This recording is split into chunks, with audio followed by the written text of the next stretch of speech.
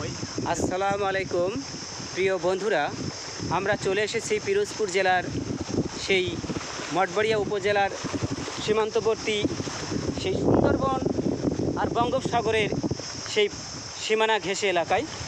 এখানে আমরা এসে দেখতে পাচ্ছি যে সাগর যে কাছে আছে তার প্রমাণ। আমরা দেখতে পাচ্ছি ঢেউ ধীরে ধীরে একটি গর্জন আওয়াজ হচ্ছে। আমরা দেখতে পাচ্ছি সামনে একটা পানি যে কতটুকু আছে তার বিপদসীমা দেখার জন্য একটা সিস্টেম। আর বিশেষ করে এই এলাকাটার মানুষগুলো খুবই সব সময় টেনশনে থাকে। এদের অবস্থা আসলে দুর্যোগপূর্ণ অবস্থায় এরা বাস করে।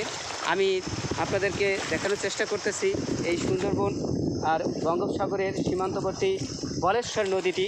এই বলেশ্বর নদীর ঢেউ আমার পা ভিজে যাচ্ছে।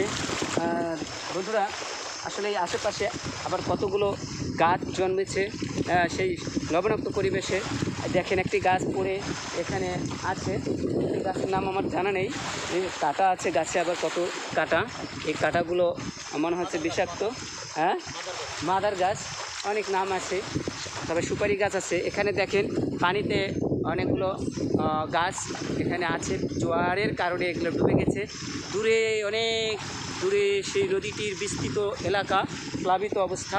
এই নদীটি বলেশ্বর নদী। আমরা দেখতে পাচ্ছি এখানে সোনালো গাছের ফুল ফুটেছে। হ্যাঁ, যাই হোক বন্ধুরা, আমি দেখানোর চেষ্টা করছিলাম যে এই এলাকার পরিবেশটা কেমন। দেখেন কত কত ধরনের ছোট বড় গাছপালা রয়েছে। বিশেষ করে অনেকে যারা মাছ ধরে ট্রলারগুলো নিয়ে ঘুরছে মাছ ধরার জন্য। এই পরিবেশটা দেখেন, নদী ভাঙ্গন এলাকা, এখানে খুবই ঝুঁকিপূর্ণ। এই যে একটা সীমান্ত এলাকা, বাংলাদেশের সেই মঠবাড়িয়ার যে পরে আর কোনো এই এলাকা থেকেই পাথরঘাটা আরেক দিকে গেছে, বরগুনা জেলার একটা উপজেলা। আর এই এখানে একেবারে বঙ্গোপসাগরের কাছের সাথে, বঙ্গোপসাগরের সাথে একটা সংযুক্ত নদী বলেশ্বর।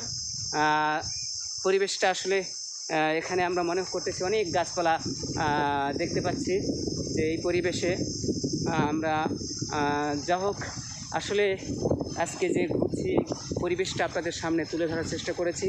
যা হোক বন্ধুরা, যদি ভিডিওটি ভালো লাগে আপনারা লাইক কমেন্ট করে পাশে থাকবেন। এরকম ভিডিও পেতে আপনারা সাথে থাকবেন।